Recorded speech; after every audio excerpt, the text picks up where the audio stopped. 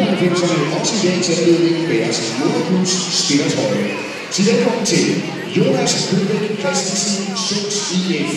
Søren Nygaard, Sunds IF, Christian Huske Mortensen, Sunds IF, Ikast AS, Jonas Jacobsen, Ringkøbing IF, Daniel Garden Christensen, BSF, Ringkøbing IF,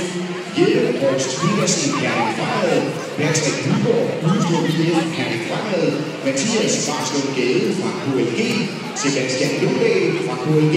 Kasper Lykke, KLG, Christian Kold Jensen, KLG, Christoffer Ravn, KLG og Lukas Sikær, også KLG, Mads Lang fra Turon IF, Jannik IF, så er der Christoffer Demant fra Brande IF, som desværre ikke kunne være til stede i dag, Emily Tøbels fra IF, Kasper Bæk Petersen, Jonas Askelmont Andersen fra Thyrbøl, Niklas Stefansen, Aarhus IF, Vilbjerg SF, Nikolaj Hust, OB, Michael Andersson, Harlev IK, AGF, Nikolaj Kirk, Vilbjerg SF og Esben Lund Nielsen, Grønbjerg IF, Vilbjerg SF.